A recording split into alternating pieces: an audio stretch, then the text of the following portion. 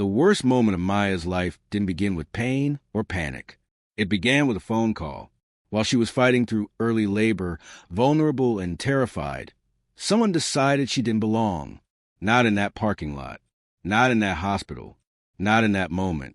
What followed wasn't a misunderstanding or bad timing. It was a calculated abuse of power that turned a medical emergency into a public humiliation. And the woman responsible never imagined the consequences that were about to destroy her carefully controlled world. But the reason this night spiraled so violently wasn't just about rules. It was about who people think deserves compassion and who doesn't. And once it started, there was no stopping what came next. Before that night, life had finally started to feel stable. We had worked for years to get there, saving every extra dollar, ignoring vacations, believing that patients would eventually buy peace. When we moved into the Lakeview neighborhood, it felt like proof that the struggle had been worth it. Quiet streets, trimmed lawns, and the promise that this would be a safe place to raise our child. Maya believed that deeply. She believed in rules, in being respectful, in keeping her head down, and doing everything right so no one would have a reason to look at her differently. Maya was 8 months pregnant and exhausted, but still working, still nesting, still smiling through swollen feet and sleepless nights. She talked to our daughter every evening, telling her about the room we had painted and the walks they would take by the water. We had no enemies, no drama, no reason to think anyone was watching us too closely. At least, that's what we thought. But from the moment we moved in, there was always a presence. A woman who treated the neighborhood like her personal territory. A woman who enforced rules differently depending on who you were. The smile she gave some neighbors never reached us.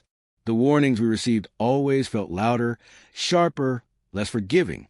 Still, we told ourselves to ignore it. We told ourselves that once the baby arrived, none of it would matter. Then, in the middle of the night, everything changed. Maya's labor started early, sudden and intense, and fear replaced excitement in an instant. As we rushed toward help, toward safety, toward the one place no one should ever feel judged, we had no idea that someone was already preparing to turn our emergency into a spectacle, and as we pulled into the hospital, that familiar sense of being watched returned, stronger than ever, just before it exploded into something far worse. The moment we pulled into the hospital lot, urgency filled every breath. Maya's body was already ahead of the schedule doctors had given us, and fear clung to her face in a way I had never seen before. This wasn't a calm arrival. This was survival mode. Every second mattered. But before we could even focus on getting her inside, the tension shifted. It thickened. It turned cold. A voice cut through the chaos, sharp and commanding, coming from someone who didn't belong in our emergency. Evelyn appeared like she had been waiting for this moment, treating the hospital entrance as if it were an extension of a neighborhood she ruled. Instead of seeing a woman in labor, she saw a violation. Instead of compassion, she saw an opportunity to enforce power. She didn't hesitate. She didn't ask questions. She reached for her phone. While Maya struggled to breathe through contractions, Evelyn made calls, framed accusations, and painted us as rule breakers who thought urgency gave us special privileges. Her certainty was terrifying. It wasn't loud panic. It was calm authority, the kind that comes from knowing people usually listen to you. Around us, others slowed down. Some stared. Some whispered. No one intervened. That silence was heavy. Security arrived, and for a brief moment, it felt like relief was coming. But Evelyn stepped forward again, controlling the narrative before anyone else could. She spoke with confidence, with entitlement, positioning herself as the reasonable one and us as the problem. Maya's pain was visible, undeniable, yet still questioned. Her body was treated like evidence instead of a human being in crisis. Inside the hospital, the escalation continued. What should have been a protected space became another stage. Evelyn refused to disappear. She followed. She filmed. She documented, turning Maya's most vulnerable moments into content, into proof that she believed could justify her behavior. The humiliation was deliberate. The power imbalance was obvious. And the fears shifted, from whether our baby would arrive safely to whether this nightmare would ever stop as medical staff rushed to keep things under control. Evelyn pushed harder, insisting her presence was justified, insisting she had influence, insisting she couldn't be removed. The tension spiked with every step closer she took. Maya's strength was draining. The room felt smaller. The air felt thinner. And still, Evelyn stayed, clinging to belief that rules bent for people like her. Then everything collided. Authority met resistance. Professionalism met obsession. The calm presence of Dr. Patel changed the energy instantly. She didn't raise her voice. She didn't negotiate. She recognized danger, not just to her patient's body, but to her dignity. And for the first time that night, Evelyn's confidence cracked. But instead of backing down, Evelyn doubled down. She refused to accept limits. She escalated beyond control, turning herself into the center of attention at the exact moment Maya needed peace the most. What followed was chaos, humiliation, and a line crossed so severely that it would trigger consequences far beyond this room.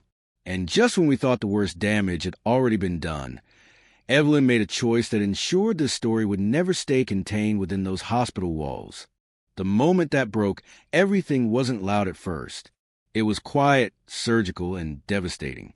As Maya fought through the final stages of labor, her body shaking, her strength nearly gone, Evelyn crossed a line that could never be erased. She turned the most sacred, fragile moment of our lives into a weapon. Cameras stayed rolling. Narratives were spun in real time. A woman in labor became a spectacle, and racism hid itself behind rules, titles, and false authority. The room felt like it was collapsing in on itself. Medical staff moved faster. Maya's pain intensified. Fear wrapped around my chest as I realized this wasn't just harassment anymore. This was interference. This was danger. The injustice wasn't theoretical.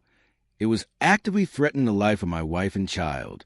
And still, Evelyn pushed forward, convinced that power would protect her, convinced that influence made her untouchable.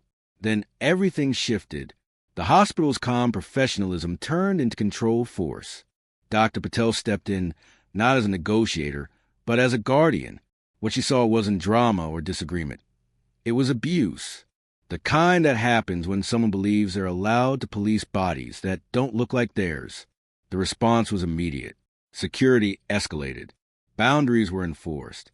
And for the first time all night, Evelyn wasn't directing the scene. As Maya reached the breaking point, the chaos peaked. The room became a collision of urgency and outrage, of life pushing forward while cruelty fought to stay relevant. Evelyn's attempt to control the moment unraveled in seconds. Authority stripped away. Access revoked. Consequences arrived without warning. And then, through the noise, through the fear, through the injustice, our daughter entered the world. Her first cry cut through everything, a sound that silenced the chaos and exposed the truth. While one life began, another narrative collapsed. The woman who tried to dominate this moment was removed, disgraced, and powerless. But even as relief washed over us, we didn't yet understand how far Evelyn would go to protect her ego, or how this story was about to explode far beyond that hospital room. When the doors finally closed and the noise faded, what remained was a relief.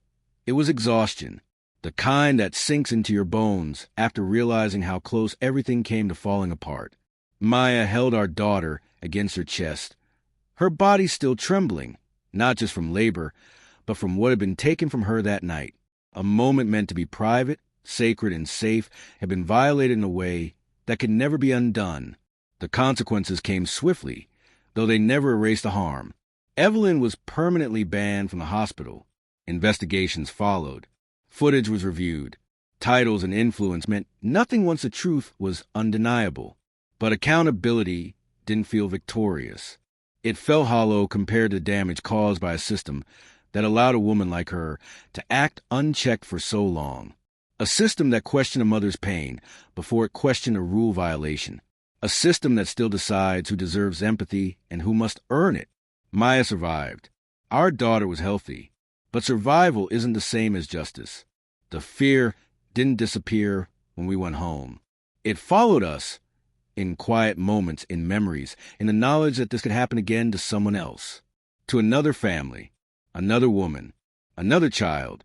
And next time, there might not be a Dr. Patel in the room to intervene. This story isn't just about one night, or one person.